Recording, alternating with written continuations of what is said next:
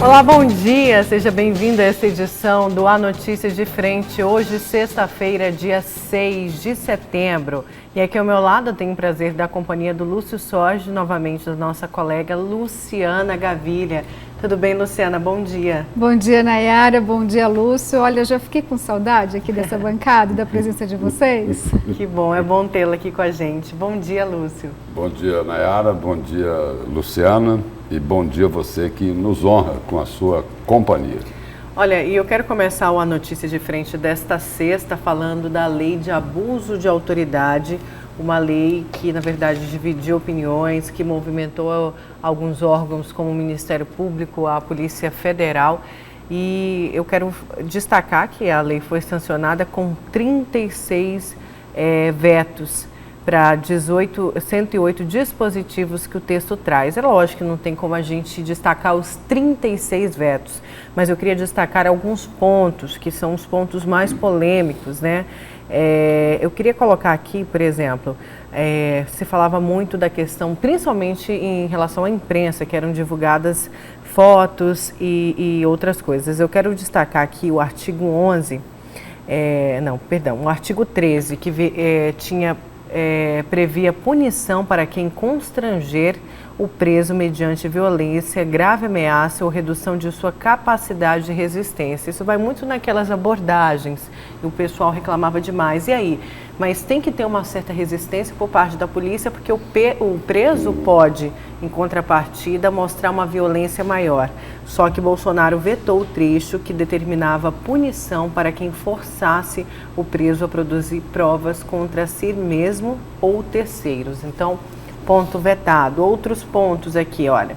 O artigo estabelecia detenção de 6 meses a 2 anos e multa para quem fotografar ou filmar, permitir que fotografem o filme, divulgar publicação fotográfica ou filmagem do interno, investigado, indiciado ou vítima. A regra valeria para registros feitos sem consentimento ou mediante consentimento ilegal. E aí, no parágrafo único do texto, exclui as fotos e filmagens feitas para produzir prova ou documento, as condições de um estabelecimento penal. Então, Bolsonaro excluiu essa parte que fala o seguinte: no parágrafo, o texto exclui as fotos e filmagens feitas para produzir prova ou documentar as condições de um estabelecimento penal. Outro ponto aqui, entre alguns dos artigos, o que pune a autoridade que invadisse ou permanecesse na residência ou imóvel alheio de forma clandestina ou revelia da vontade do ocupante sem determinação judicial. Bolsonaro vetou a parte que dizia que comete a mesma infração quem executa mandado de busca e apreensão em imóveis alheios ou dependências. Mais um ponto, principalmente em relação às operações, né, Luciana e Lúcio? Aí alguns pontos da lei de abuso de autoridade. Só lembrando que o presidente Jair Bolsonaro bateu o martelo dos vetos após uma reunião que teve durante a semana com os ministros André Luiz Mendonça, que é da Advocacia Geral da União, Wagner Rosário, da Controladoria Geral da União, Sérgio Moro, Justiça e Segurança Pública e Jorge Oliveira, Secretaria-Geral. Bom, dos 36 vetos, né, Lúcio, pelo menos acho que é uma posição importante do presidente, embora ele não tenha conseguido, com 36 vetos, né, Nayara, agradar toda a nação, já que havia o movimento Veta Tudo Bolsonaro. Mas dessa forma ele consegue ter governabilidade e são pontos importantes. Inclusive, é até importante destacar que nesses 2 últimos dias, ou melhor dizendo, nessa última semana, Nayara, as operações aqui em Mato Grosso, elas já sentiram o efeito dessa lei que nem aprovada foi. Mostramos aqui em outros telejornais prisões de traficantes, de assaltantes a banco, e a polícia não pôde revelar o nome. Nós não tivemos acesso, inclusive, a esse bandido. A gente até questionava, né, com os delegados, mas a lei de abuso de autoridade nem foi aprovada ainda e vocês já se sentem refém dela? E eles já se sentem reféns, Lúcio, mesmo não tendo sido aprovada ainda essa lei. Pois é, Lúcio e Luciana, tem um artigo 38 também que impacta bastante essa relação das forças policiais com a imprensa. Foi vetado o artigo 38, que falava o seguinte: estabelecia a detenção de 6 meses a 2 anos e multa para responsável por investigar pela investigação que antecipasse por meio de comunicação ou rede social a atribuição de culpa a alguém antes da investigação concluída e a acusação formalizada. E então esse artigo, que é o 38, foi vetado.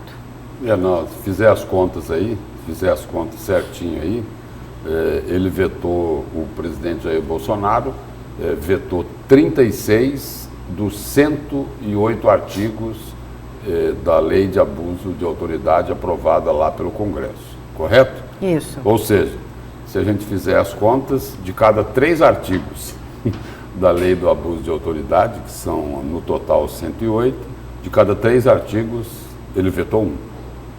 Não é isso? Isso mesmo. Se a gente fizer as contas, 36, 72, 108. Né? Agora é aguardar para saber qual será a reação do Congresso Nacional a estes vetos do presidente Jair Bolsonaro. Né? Porque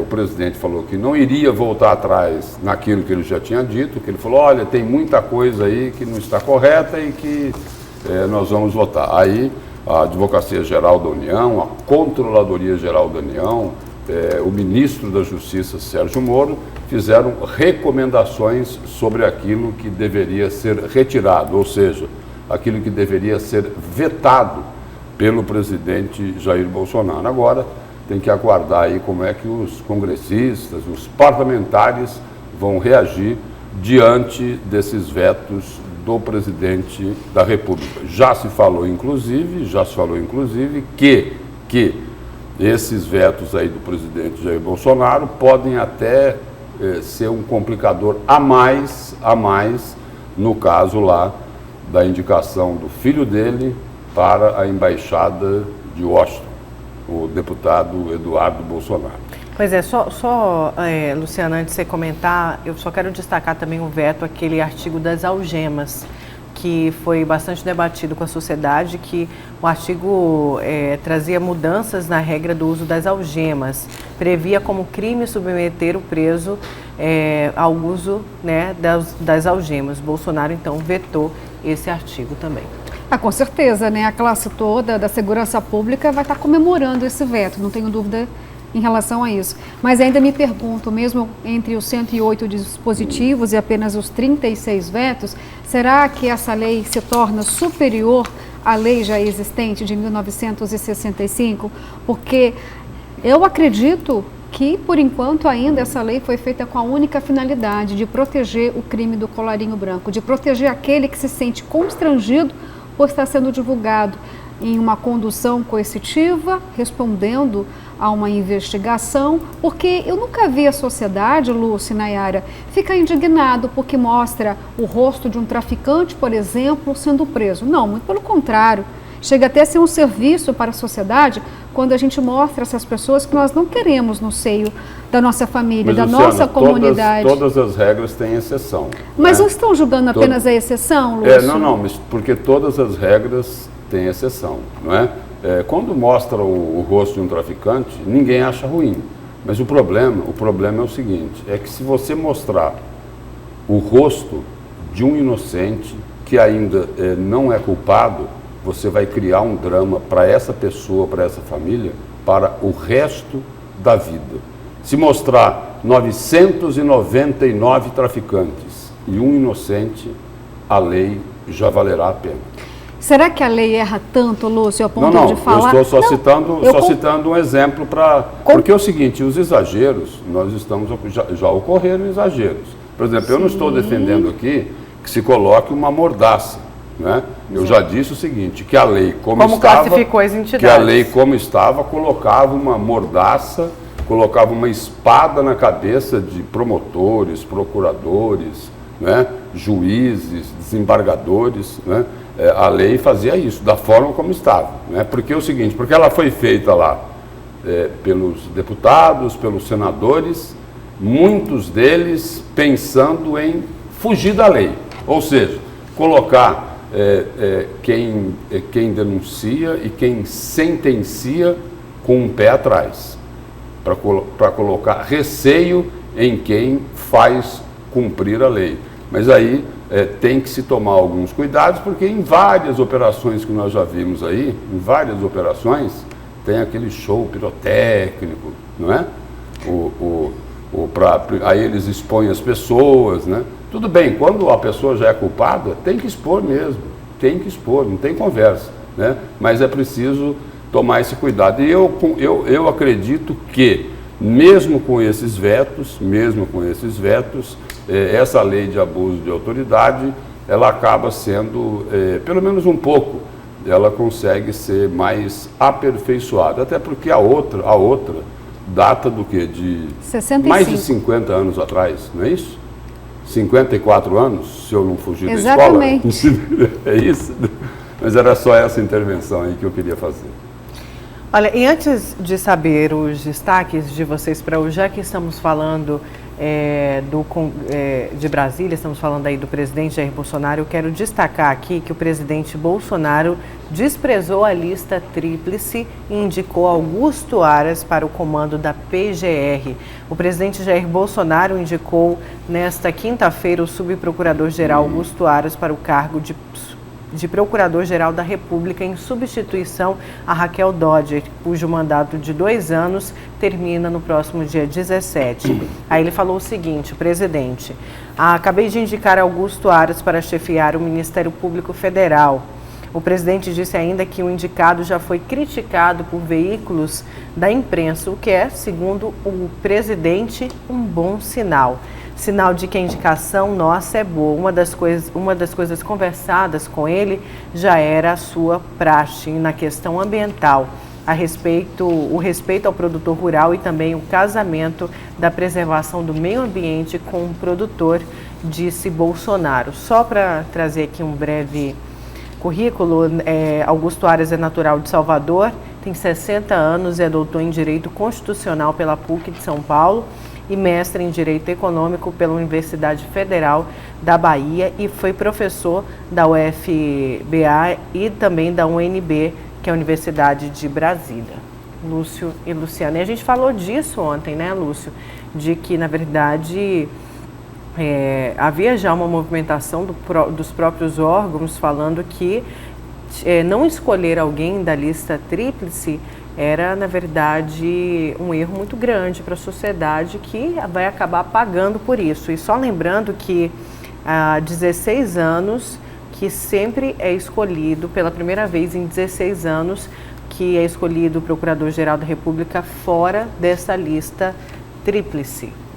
Tanto é assim essa resistência, né, que na reportagem aqui publicada no final da tarde de ontem, no G1, nos bastidores do Ministério Público Federal, o procurador indicado, o Procurador-Geral da República, indicado pelo presidente Jair Bolsonaro, é chamado de PGR biônico, numa alusão à nomeação de prefeitos, governadores e até senadores durante a ditadura militar. Foi lá de 1964 até 1985, sem passar pelo voto popular. E aí, uma outra informação é que o subprocurador-geral da República reuniu-se ao menos 3 vezes com o presidente. Os encontros não constaram da agenda oficial de Bolsonaro, divulgada pela Secretaria de Comunicação Social da Presidência da República. Então, por aí já se via, né, de que ele, Augusto Aras, seria o escolhido do presidente Jair Bolsonaro para substituir Raquel Dodge lá na Procuradoria-Geral da República. E o próprio Aras já tinha essa noção, Luciana e Lúcio, porque numa entrevista no começo do mês, ele chegou a dizer nessa entrevista que um procurador que chega ao cargo sem o apoio, sem o apoio ali da categoria, não consegue manter a unidade no Ministério Público. E os membros do Ministério Público Federal encararam isso já como um enquadramento aí do pessoal com essa declaração que ele já previa que poderia ser o novo Procurador-Geral da República. E não se esquecendo que é o Procurador-Geral da República que tem o poder de denunciar deputados federais, senadores, ministros e, quando for o caso, não é? Se for o caso, o presidente da República.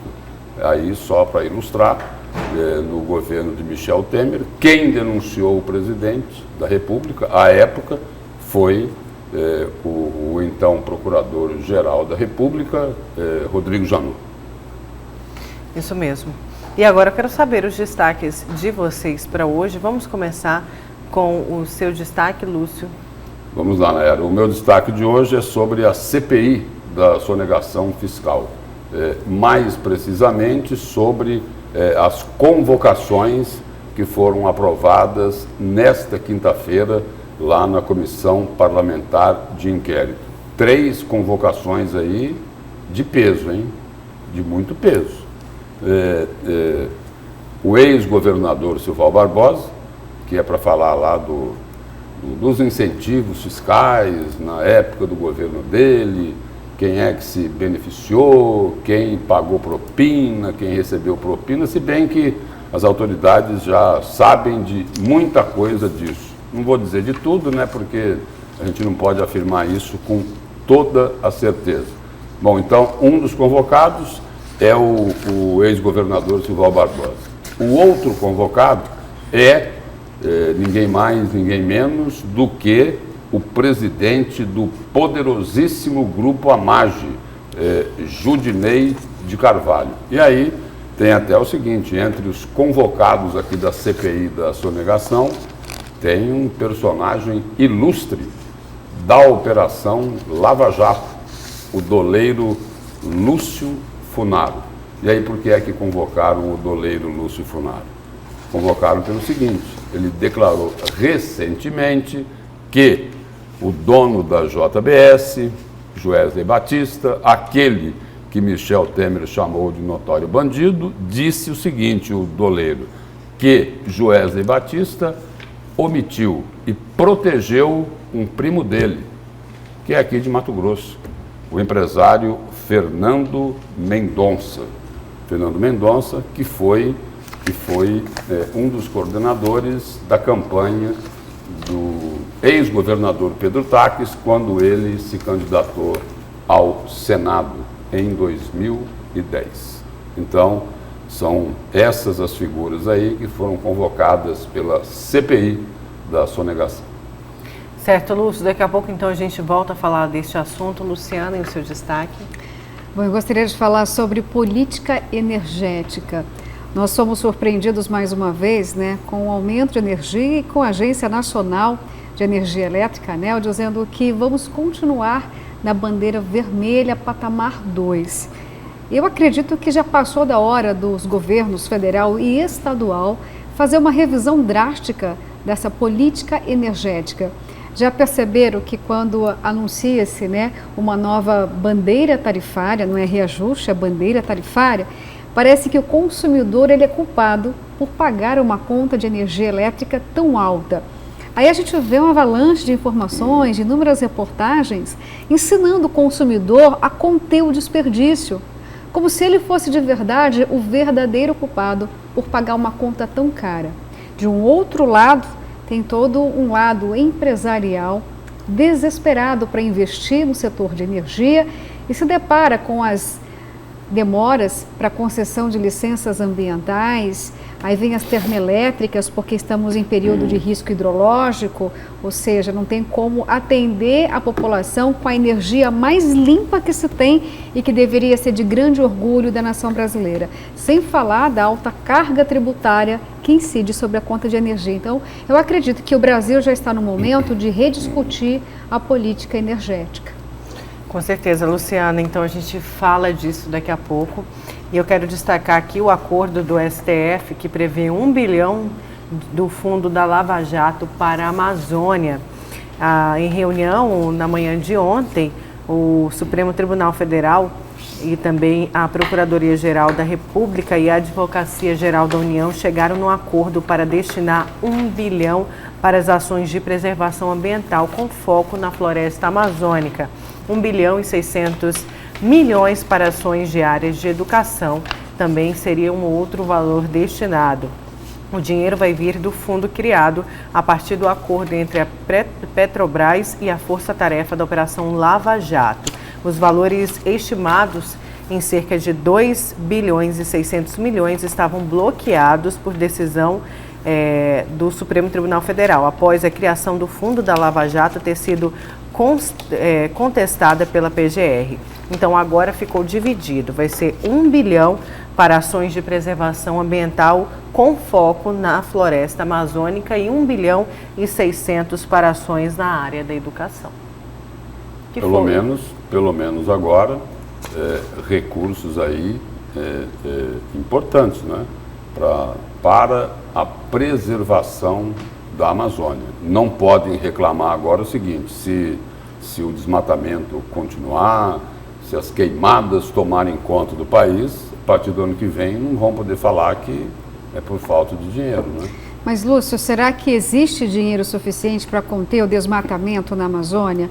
Porque nos governos passados, né, foram feitos anúncios, foram feitos repasses, as ONGs foram criadas, mais de 500 ONGs na Amazônia, mas esse dinheiro todo não foi suficiente para conter também os avanços das queimadas passadas? Porque a Amazônia sempre queimou. Desde que eu nasci, eu acompanho. O discurso agora é o seguinte, é porque eles vão ficar... vai ter que dar resultado, Luciana. Sabe por quê? Pelo seguinte, você acabou de falar aí uma palavrinha chave, com 3 letrinhas.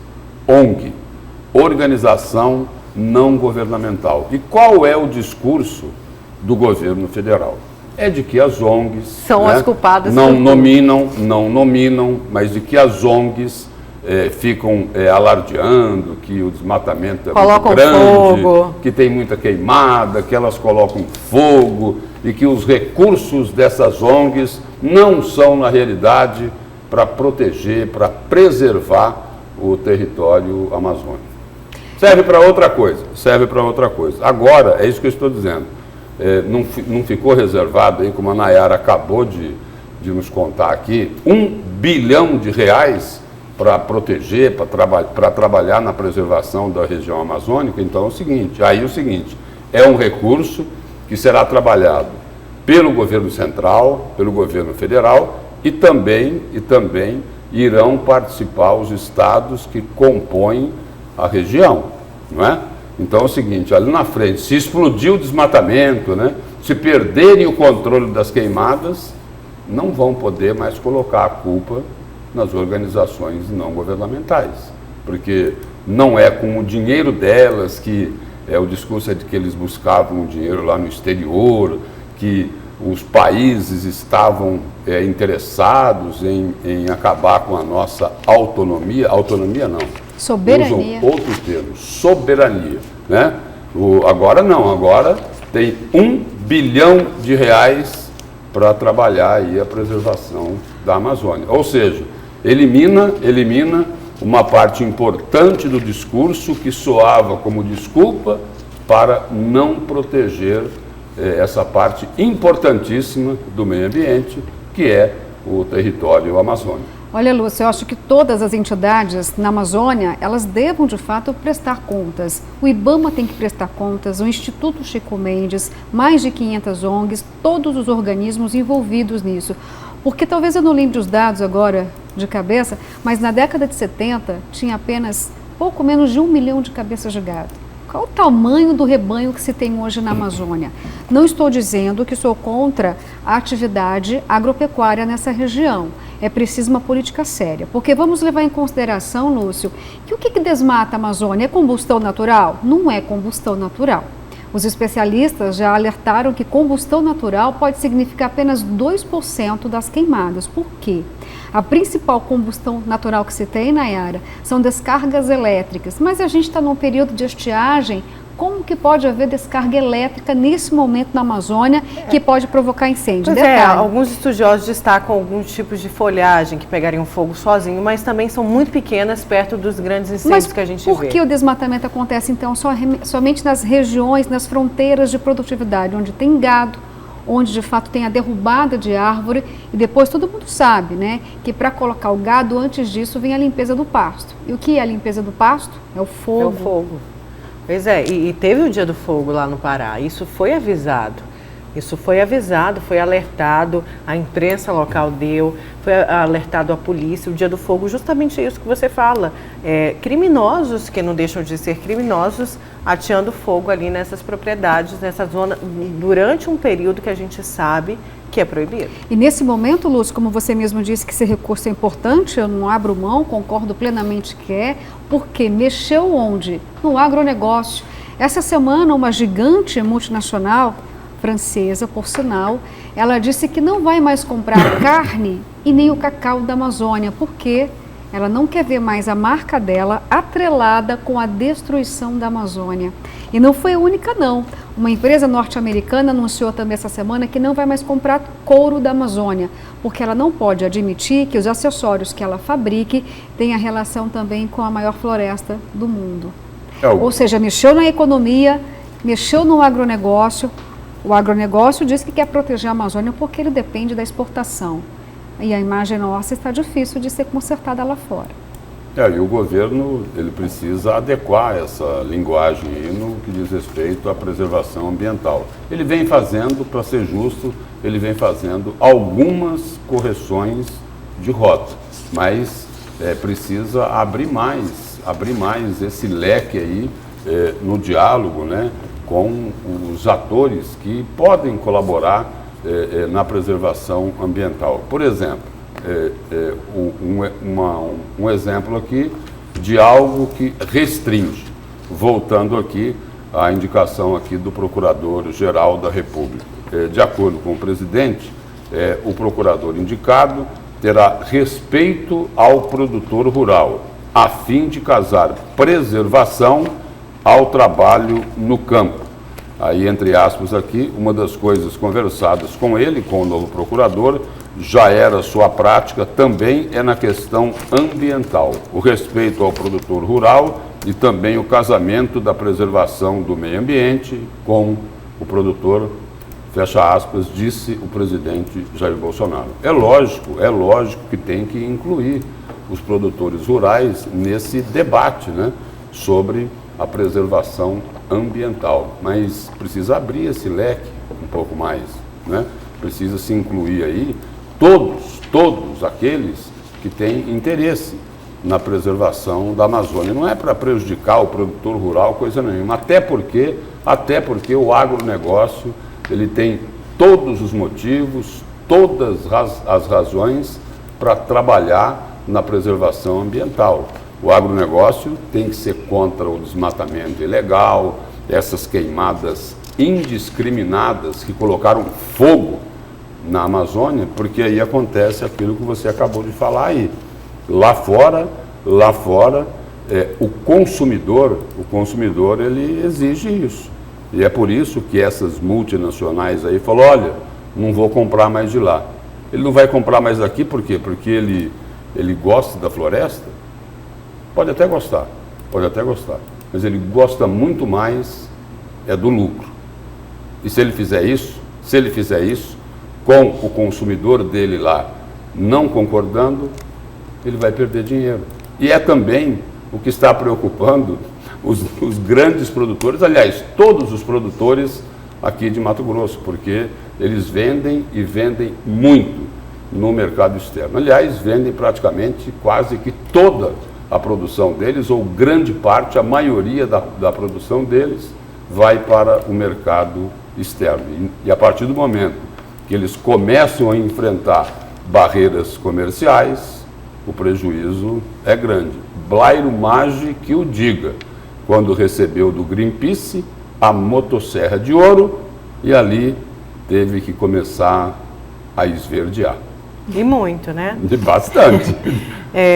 Eu quero destacar aqui O governo do estado de Mato Grosso divulgou o déficit do mês de agosto, que fechou em 123 milhões de reais. E a gente tem aqui o quadro de repasses, repasses para o Tribunal de Justiça, Assembleia, tem o saldo da conta única, arrecadação do governo, tem aqui no quadro. Eu quero só destacar que o déficit de julho foi de 90 milhões de reais. Aumentou 30 milhões. Aumentou 30 milhões. E o governo explica por que teve esse aumento? Eu vou trazer aqui a matéria do governo do estado. O governo de Mato Grosso ele divulgou o déficit do mês de agosto. O valor é a somatória de tudo que foi arrecadado, que foi pago e as despesas não pagas do mês. Em agosto, tem aí a arrecadação do estado de Mato Grosso, que é de 1.332 milhões de reais e um pouquinho mais, o valor que foi somado a outros 160 milhões de reais que constava no saldo da conta única do primeiro mês. Desse valor, o governo efetuou o pagamento de salário dos servidores ativos no valor de 326 milhões e dos inativos 204 milhões.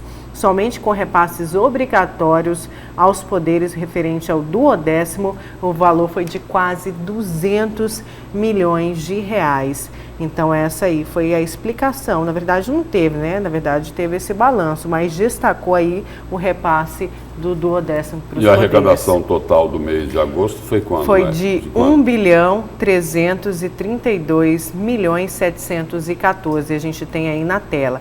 Aí eu quero voltar e só comparar com o mês de julho, que foi de 1.462, ou seja, em julho se arrecadou mais do que em agosto e o déficit foi menor do que o mês de agosto. Aí a gente tem aqui alguns comparativos de repasse, por exemplo, que a gente sempre fala aqui no Notícia de Frente. Em julho, o Tribunal de Justiça recebeu 87 milhões. Agora, em agosto, recebeu 88 milhões. A Assembleia Legislativa, em julho, recebeu 41 milhões, mas agora nesse mês um pouco menos, 36, que é algum dos poderes. O Ministério Público recebeu em julho 35 milhões. Agora em agosto, o Ministério Público também recebeu 35 milhões. O Tribunal de Contas em julho, 28 e agora em agosto, 29, um pouquinho a mais também, Lúcio e Luciana. E a Defensoria Pública, 10 milhões em julho e agosto também 10 milhões e uns quebradinhos a mais. Aí o repasse dos poderes. Então é o seguinte, na comparação de agosto com julho, o impacto não foi provocado por um repasse a maior para os poderes, não é isso? Sim, porque o repasse, na verdade, não foi tão grande, não é isso? E agora houve uma redução aí em relação à arrecadação global, não é? De agosto teve uma arrecadação global menor do que foi verificado lá no mês de julho. Você me falou que em julho foi de 1.460 milhões, não é isso? Isso. E o repasse às prefeituras? E em agosto? Foi de 1.333 ou seja, milhões. Arrecadou 120 milhões a menos, não é isso? Por aí.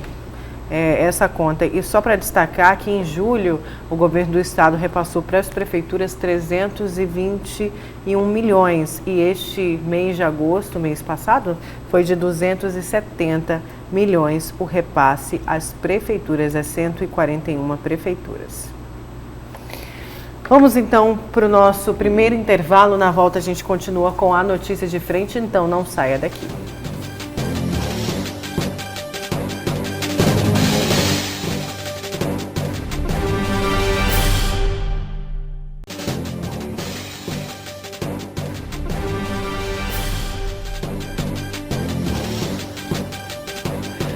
Voltamos com a Notícia de Frente dessa sexta e vamos saber quem são nossos cúmplices. O Lúcio conta pra gente, não é, Lúcio? Vou contar, Nayara. A Mariana de Várzea Grande, o Zé Carlos do Renascer, Haroldo Carvalho, o Ditinho de Barra do Bugres, Ari Martins do bairro Carumbé, o Leonardo do Pedregal, Dona Rosalina. E olha aí, Nayara, a Dona Rosalina, Luciana, ela fez ontem 80 102 anos. Parabéns, dona Rosalina. Parabéns. Tudo de bom para a senhora, felicidade, saúde, sucesso, tá bom? Mais saúde, eu diria, né? Quanta saúde Isso chegar até essa mesmo, idade. olha. Parabéns. Parabéns, viu? Muita saúde, eu reforço aí a saúde sempre.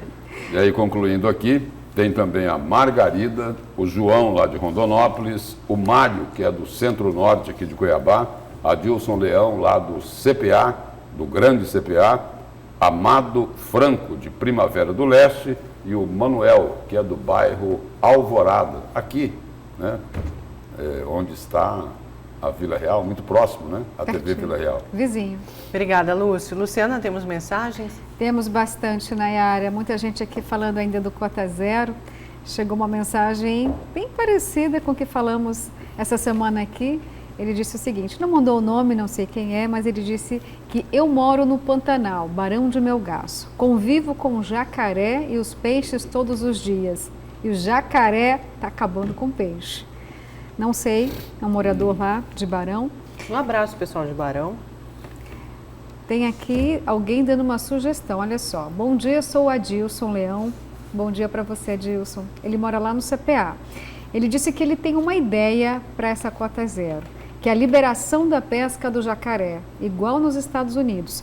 Lá gera renda para as cidades, para os ribeirinhos e também para as cooperativas, através do estado ou da cidade. Ele disse que passa a vender lacres para o pescador ou turista para autorização da pesca do jacaré. Uma excelente ideia, gera renda. Aqui é uma mensagem de um gestor ambiental, que também não deixou nome, mas ele disse o seguinte, que como gestor ambiental, ele criou uma equipe técnica de um projeto técnico para salvar o rio Cuiabá. Ele disse que salvaria o rio Cuiabá de uma forma completa, desde os afluentes, e faria também o controle da pesca predatória, mas não há vontade política, é só conversa. Muito bem colocado aí as participações, né, Lúcio e Luciana? Com certeza. Acho que está alinhado com o pensamento da maioria, pelo menos daqueles que amam Mato Grosso, daqueles que amam as riquezas naturais e daqueles que querem, com certeza, trazer incremento econômico para o Estado, Lúcio. E salvar o rio Cuiabá, você falou aí do gestor ambiental, né? Ele com certeza aí nesse projeto, nesse planejamento dele, ele ia falar, olha, não tem como salvar o rio Cuiabá se continuarem caindo toneladas e toneladas de esgoto lá no rio. E outros fatores também, não é, Lúcio? Que a gente vai entender melhor nessa entrevista com o biólogo Francisco de Arruda Machado, conhecido como Chico Peixe. Ele participou ontem do Jornal do Meio-Dia e falou sobre o Cota Zero, explicando mesmo o lado científico e a falta, inclusive, de um estudo científico para esse projeto. E é uma entrevista, Nayara, só alertando aí o telespectador da Notícia de Frente, uma entrevista extremamente esclarecedora. Tem uma polêmica aí, né? Tem uma polêmica. De um lado, uns querem o Cota Zero, como é a proposta do governo, não é isso?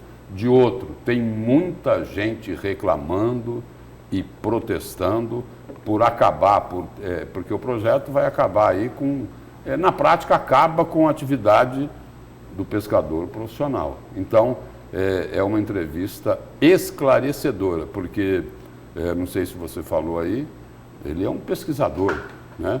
É um cientista, ele é biólogo, é ecólogo, é ictiólogo. Em termos de conhecimento, o Chico Peixe eu chamaria de rei do peixe. Isso mesmo, o Lúcio falou tudo. Vamos conferir então essa entrevista. Esse projeto, o Cota Zero, ele não é uma violência contra os pescadores, porque vai acabar com pretende acabar com essa atividade aqui em Mato Grosso?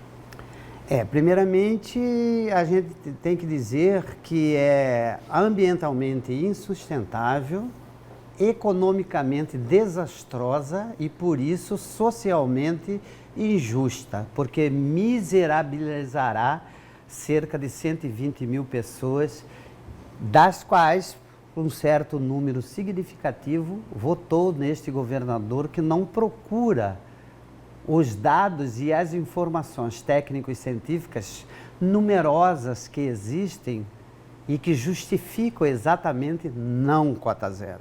Pelo que o senhor acabou de colocar aí, pela falta de estudo, falta ciência ao projeto. É isso? Por 22 anos existe o monitoramento da pesca no Mato Grosso do Sul para o Pantanal mato-grossense, que indica que o grande problema que ocorre hoje é a morte do rio, mas os peixes ainda estão bem obrigados. Nós temos que colocar uma série de aspectos que são negativos e que, se você colocar numa escala numérica, a pescaria vai ficar lá pela 12ª, 15º problema. Dessa perspectiva, nós temos aí dentro das próprias pescarias espinhéis, redes, tarrafas, pesca e solte, que o peixe pode morrer até 15 dias depois. Que para animais terrestres existe a proteção, mas peixe, como é colocado como recursos pesqueiros e não como animal, a situação é mais difícil. A alegação maior do governo do estado é a preservação ambiental. Só que o senhor dizia que tem outros fatores que levam a essa não preservação. O senhor colocou a pesca como o 15º lugar. Quais seriam, por exemplo, os primeiros? O primeiro é falta de ambiente, ou seja, a qualidade de água. Qualidade de água está sendo acabada principalmente pela destruição da vegetação ciliar, que permite o aporte de sólidos, com isso acontecendo um grande índice de assoreamento nos corpos d'água, não só rios, mas também lagos. Ok? E na época de chuva, em especial, o aporte de todos os venenos, entenda, agroquímicos, que também terminam tendo problema para os peixes. E a draga pode funcionar na Piracema sem problema nenhum. Exatamente. Ela suga, inclusive, peixes vivos, bagres, peixes corimbatais, peixes pequenos. Então, a situação ela é muito complicada.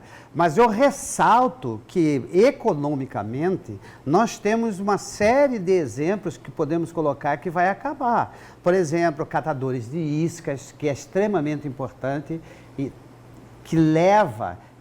e só pescadores profissionais podem fazer isso. Então, essa lei ela é extremamente conflitiva no momento em que ela permite que 5 quilos podem ser levados pelo amador, mas lá na frente ele diz que você só pode comer na beira do rio um exemplar e não pode levar. Da mesma forma, 150 quilos para pescador profissional, mas ele não pode transportar.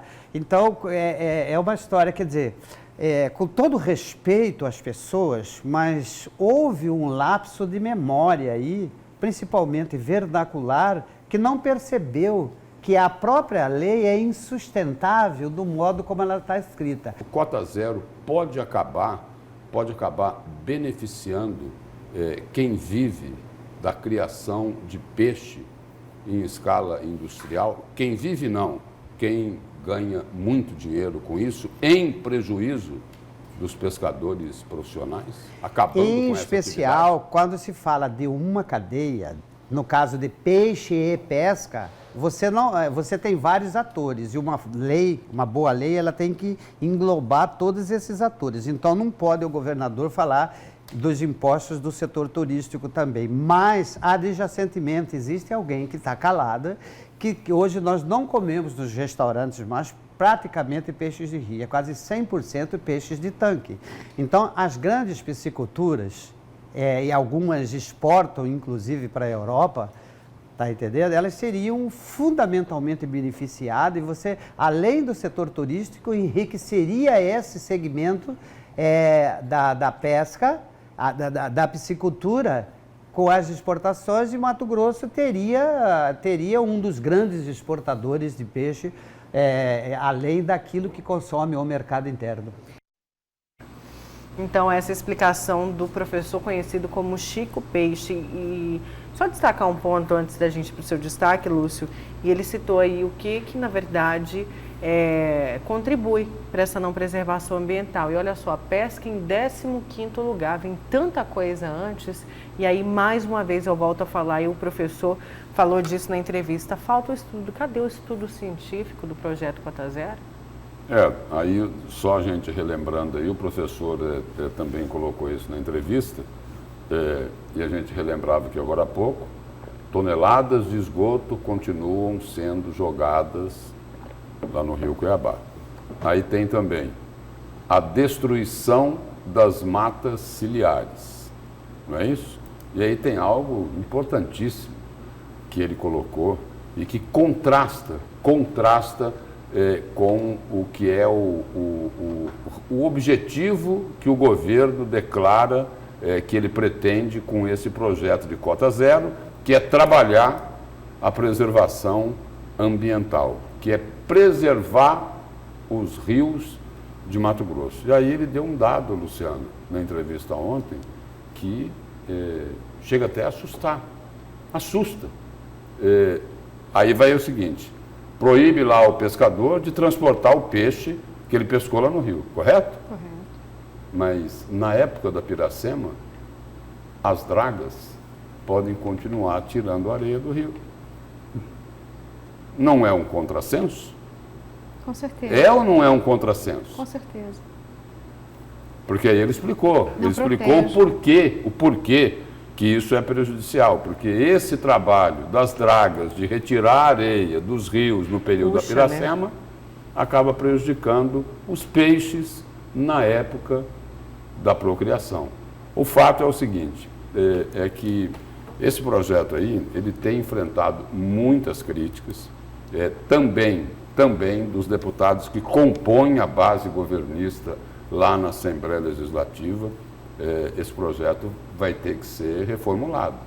Ele precisa ser revisto, até porque, por tudo que se falou até aqui, né, pelas críticas, né, pela resistência, dificilmente, e muitos parlamentares ligados ao governo já disseram que não vão votar a favor do projeto. Então, vai precisar corrigir isso, vai precisar se encontrar um ponto de equilíbrio se o governo pretender levar isso adiante. Exatamente, não sei nem se é um ponto de equilíbrio ou reescrever totalmente o projeto. Como você mesmo disse, até quem é aliado ao governo, né, a base, já disse, do jeito que o projeto está, ele não passa na casa. É um compromisso que os parlamentares, né, acabou realizando. Nem sei se é uma pressão popular ou se é de fato. O fato é de que os parlamentares que têm conhecimento do projeto não encontraram nenhum tipo de argumento ou de projeto, de informação técnica, Lúcio, que possa trazer convencimento de que é um projeto que vale a pena brigar por ele. O governo enfraqueceu demais em relação à apresentação do Cota Zero. Vamos então para o seu destaque, Lúcio? Vamos lá, Nayara. Meu destaque de hoje é para falar aí das convocações que foram aprovadas lá pela CPI da sonegação fiscal. Foram aprovadas lá 3 convocações de peso, hein? Gente graúda, né? Uma delas foi convocado lá para prestar esclarecimentos lá à CPI, o ex-governador Silval Barbosa. Essa CPI aqui é da sonegação e da renúncia fiscal. E aí a gente só se recorda aqui o que ocorreu com o Silval Barbosa depois que ele deixou o governo. Ele foi preso exatamente pelas denúncias de ilegalidades em relação aos incentivos fiscais. Não é isso? Empresas pagavam propina para poder ter acesso aos incentivos fiscais. E aí teve até o caso de um delator lá que depois ele acabou virando vítima, né? Foi aí uma das principais denúncias contra o ex-governador Silval Barbosa. Um outro convocado foi o doleiro Lúcio Funaro, que é um investigado não, ele é um delator da Operação Lava Jato. E um outro convocado pela CPI da sonegação é o presidente do grupo AMAGE, Judinei Carvalho. E aí, no caso do doleiro Lúcio Funaro, a história aí é a seguinte, por isso é que ele foi convocado.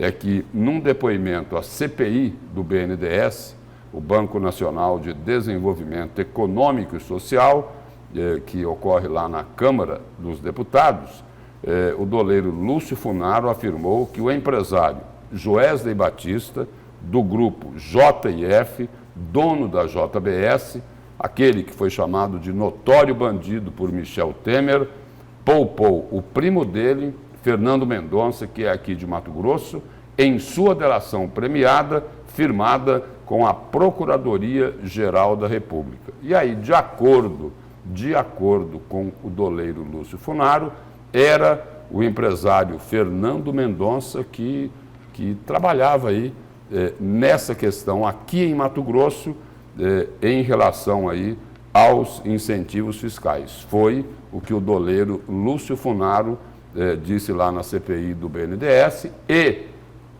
um detalhe a mais aqui, o empresário Fernando Mendonça, ele foi uma importante figura na campanha ao Senado de 2010 do ex-governador Pedro Táxi, que lá, em 2010, ele se elegeu senador da República. E aí a CPI também explicou a CPI explicou a convocação do presidente do grupo AMAGE, Judinei de Carvalho. Aí os deputados que compõem a CPI, eles disseram que isso se deve à necessidade de explicações do grupo empresarial a respeito do não recolhimento do FETAB, o Fundo Estadual de Transporte e Habitação. Aliás, isso aqui precisa ser muito bem explicado. Por que é que todo mundo pagava e o grupo AMAGE não pagava? Aí eles explicam aqui que trata-se de uma cobrança que incide no setor produtivo, o FETAB, e é destinado aos cofres públicos, sendo atualmente a principal fonte de recursos do Executivo para investimentos em infraestrutura e habitação nos 141 municípios de Mato Grosso.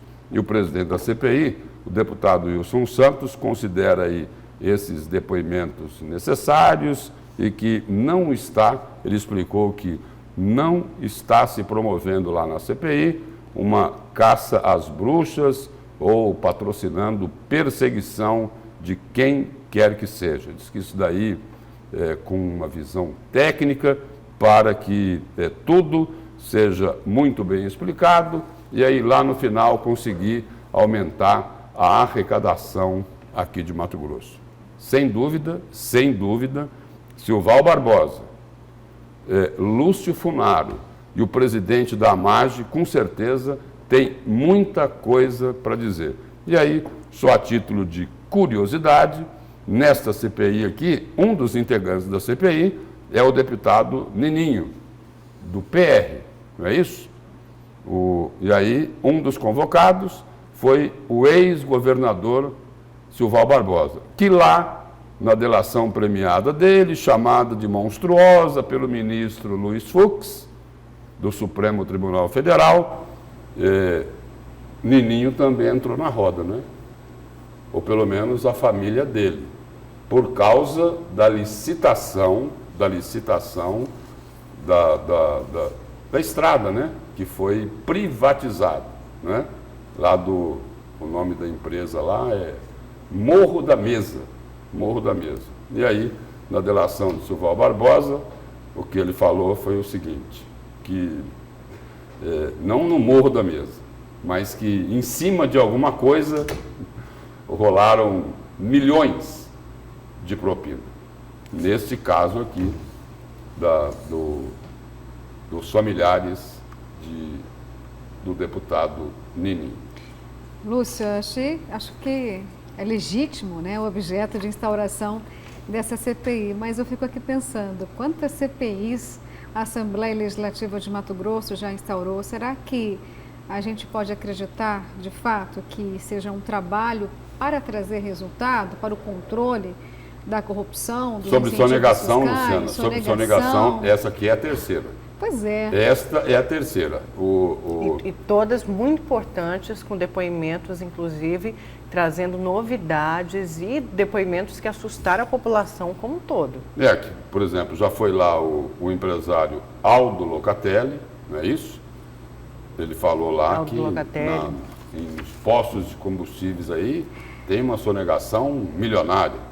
Não sei se é tanto dinheiro que eles falam de sonegação, eu não lembro se é 100, 200, 300 milhões. Aí foi lá o Júnior Mendonça, né? O delator lá, o principal delator da Ararat, falou, olha, tem postos aqui de combustíveis que funcionam sem autorização, sem nada, eles adulteram combustível. E olha, é o seguinte, a sonegação aí é de uns 500 milhões de reais. E aí uma coincidência, né? Porque 500 milhões foi o que o Ministério Público Federal declarou que teria sido o rombo lá na Operação Ararat. Pois é, Lúcio, mas de todas Aí depois ficou muito maior, né? Com a delação de Silval Barbosa, que foi também na Ararat. Mas de todas essas, a que mais me chamou a atenção foi da Procuradora do Ministério Público, Ana Cristina Bardusco, no qual ela chama a atenção principalmente dos deputados, os que fazem as leis. É preciso mudar com urgência, porque as leis que existem hoje em Mato Grosso dão brecha para esse tipo de esquema, esse tipo de corrupção. Ela falava, olha, cabe a vocês, parlamentares, mudar a lei, criar, costurar ali em volta para que não tenha uma brecha para que isso aconteça. Você falou aí da procuradora, a atual procuradora, ela era promotora, depois foi alçada a procuradora, Ana Cristina Bardusco. Ela disse o seguinte, né? Ela já falou que tem que ter mais critério, tem que ter mais transparência. E aí o seguinte, e aí eu me lembrei de uma outra declaração dela, olhando para você, Nayara, e para você, Luciana, né? Com a cor que vocês estão usando aqui hoje. Os laranjas? Uma declaração de Ana Cristina Bardusco, o seguinte, olha, tem que se fazer as coisas muito bem feitas na apuração, na investigação, porque é o seguinte, nós não podemos apenas colocar a mão nos laranjas. Nós temos que pegar aqueles que estão atrás dos laranjas, que são os grandes, né? Os grandes sonegadores de Mato Grosso que jogam a pedra e escondem a mão. Só vou encerrar aqui que a Nayara está precisando chamar o break, mas eu vou encerrar com uma pergunta. Alguém tem medo da CPI na Assembleia Legislativa? Olha, se eles fizerem como estão falando que vão fazer, né? Talvez tivesse que ter medo. Vamos esperar que esta aqui não seja a terceira CPI da sonegação a terminar naquela embalagem redonda, não é isso? Na pizza, né? Aí cada um prefere um sabor, não é? Mas vamos esperar que ela não termine assim. Até porque estão dizendo o seguinte, olha, a sonegação é superior a 2 bilhões de reais. Nós estamos fazendo a CPI para aumentar a arrecadação. Aí vamos esperar para ver o que é que vai acontecer ao final dessa CPI. Vamos então para o intervalo. Na volta a gente continua com a notícia de frente.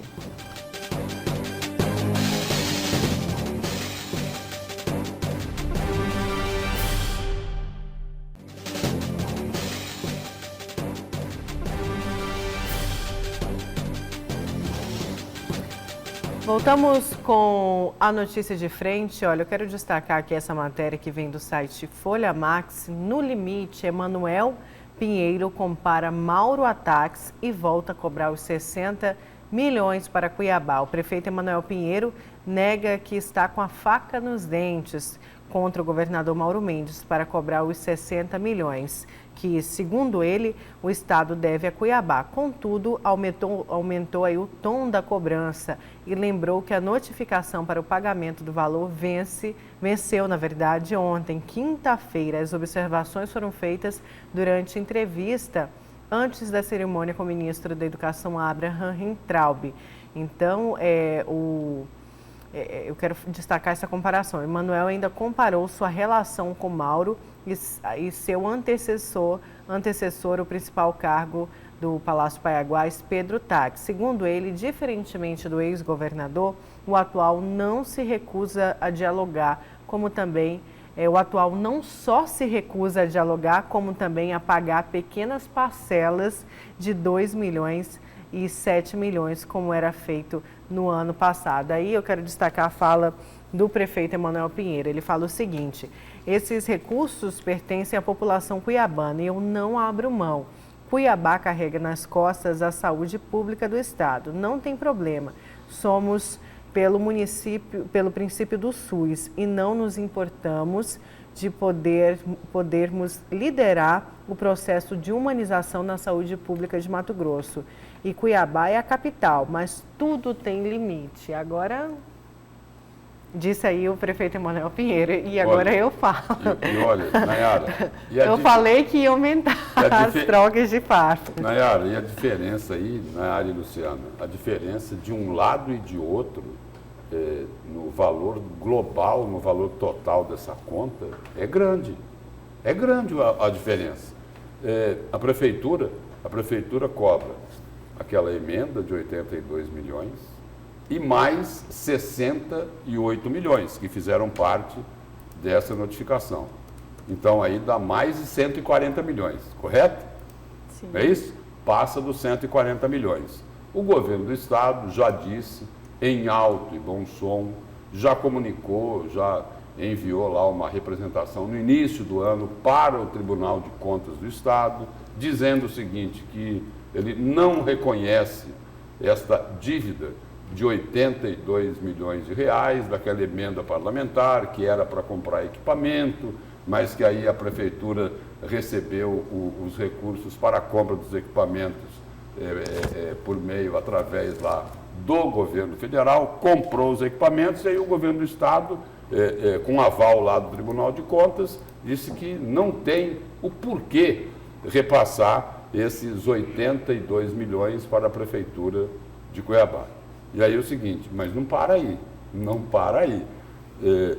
Uma fonte do governo do estado, lá da Secretaria de Saúde, e eu falei isso esta semana aqui no Notícia de Frente, coloca o seguinte, de que essa dívida aí com a prefeitura de Cuiabá do governo anterior de Pedro Taques, estão pagando, não estão se negando a pagar a dívida, estão pagando, né? E aí entre 2016, entre 2017 e entre 2018, os restos que ainda existem a pagar, a conta deles é diferente da que foi feita pela prefeitura. A prefeitura fala que é de 68 milhões. O governo do estado, nessa informação que eu tive acesso, ele diz que isso daí é em torno de 40 milhões de reais. Praticamente aí 30 milhões a menos. Lúcio. Ou seja, então, o acordo aí não está fácil, não é? Um cobra quase 150, mais de 140, e o outro diz, olha, devo, não nego, mas devo 40. E quando o Mauro Mendes diz não, é não. Dificilmente ele volta atrás. Pois é, e olha essa comparação. Mas Emanuel Pinheiro está dizendo, eu quero porque eu quero. Aí, tudo tem limite. É uma briga boa. Vai ser uma briga grande. É uma briga boa. Luciana, vamos então para o seu destaque? Vamos lá, vamos falar então de política energética. Nós somos surpreendidos no início dessa semana por mais um anúncio da Agência Nacional, ANEEL, dizendo que o Brasil vai continuar na bandeira tarifária vermelha, a Tamarum. Isso se traduz em R$ 4,00 a mais a cada 100 kWh. E aí coloca o consumidor em pânico, coloca sobre ele a responsabilidade de economizar energia. E o consumidor acaba se sentindo culpado por pagar uma conta de energia tão onerosa. E aí nós acompanhamos a imprensa, ensinando a população de que forma ela pode economizar energia. Mas espera aí, não tem algo errado aí? Será que o consumidor é o culpado, Nayara, Lúcio, por pagar tão caro dessa conta? Não, não é você, consumidor. Não é você que tem que tirar o ar-condicionado do seu filho, limitar horários, tirar os aparelhos, não deixar mais em stand-by. Não, não é você o problema. Eu acho que a nossa política energética, tanto em níveis do governo federal como do estadual, precisam ser mais ágeis, Lúcio. A gente se depara com inúmeros investimentos no Brasil todo parados. Só um dado que foi apresentado pelo próprio Sindicato de Energia de Mato Grosso, isso no ano passado, tinham investidores que queriam aplicar aqui no estado 50 bilhões. Olha que cifra alta. A gente falou tanto de dinheiro aqui, mas não chegamos a falar dessa cifra, 50 bilhões. Só que as licenças ambientais demoram mais de 12 anos, Lúcio. Já imaginou você, como investidor, ter que esperar 10, 12 anos para conseguir implementar, nem que seja uma PCH, que é de baixo impacto ambiental, ou seja, já o nome já diz, né? Ela não traz danos ao meio ambiente, não consome nem mesmo água. Embora ela utilize a água, ela devolve para o meio ambiente de forma instantânea.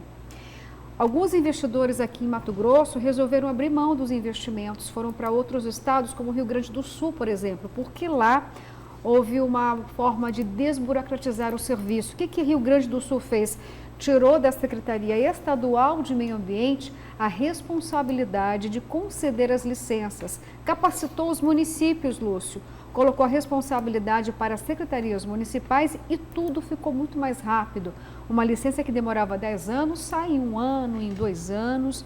Ou seja, enquanto essa política energética não muda, nós consumidores aqui na ponta é que vamos continuar sofrendo com esses abusos. E só para ter uma ideia, para mostrar o quanto a população ainda sofre, não só com o valor da conta não, aqui na região pantaneira, sabia que tem a pior distribuição, o recebimento de energia? Só na região pantaneira são praticamente 27 interrupções de energia por ano. Não sou eu que estou dizendo esse dado não, é da própria AGER, que já em uma reunião, em uma audiência pública, inclusive na Assembleia Legislativa, acabou levando esses dados para mostrar o quê? Que é preciso ter avanços energéticos também em Mato Grosso, mesmo que o sistema seja interligado. Não importa se é produzida aqui energia, ela pode exportar para outros estados. Mas nós temos graves deficiências energéticas aqui mesmo. Já imaginou empresas lá ficando sem energia? E quando cobram é o seguinte, olha, a energia de Mato Grosso é muito cara. Aí tem o jogo de empurra. Deve ser porque jogo de empurra não dá choque nem curto-circuito, não é isso? ou tem o jogo de empurra. Falou, olha, não, aqui a energia é barata. Ela só é cara porque a carga tributária é muito alta. Oh. E o duro que isso não é mentira. Pois é, mas... Mas é o seguinte, é cada um o seguinte. Entende-se o porquê. Um joga para o outro e o outro para o um. Nós temos que pagar as E aí é o seguinte, aí quem não tem condição de jogar para lugar nenhum é o consumidor. Porque ele não pode, infelizmente, jogar o boleto fora. Pois é, e quase que o estado de Mato Grosso passa a tributar as energias renováveis. Aquela mini-reforma... Tributar o sol. Pois é, aquela mini-reforma trazia essa tributação. Lógico que depois de muita pressão ela foi alterada, mas quase que Mato Grosso anda para trás nesse sentido. Mas tem um porém, Nayara. Foi uma trégua de apenas 8 anos em relação à energia fotovoltaica. Eles queriam isenção total, como é hoje, para poder incentivar os empresários a investirem. Mas concedeu apenas aí 8 anos só. Ou seja, depois o sol vai ser tributado. Mas é porque aí o investimento foi muito alto, né, Luciano? E tem que se cobrar por isso, né? Porque investiram muito no sol, né? E esse sol não falta aqui, viu, gente? Porque, segundo aí a meteorologia... Vai ficar mais caro ainda aqui, né? Hoje vai ser o dia mais quente, bater 40 e a umidade vai chegar de deserto do Saara. Tem um sol tem para todo mundo. Tem um sol para cada um e no caso da tributação, o governo queria o sol só para ele. Obrigada, Lúcia. Um ótimo fim de semana, Luciana. Bom dia, Bom dia. Um ótimo fim de semana. Você fica agora com o Jornal da Manhã.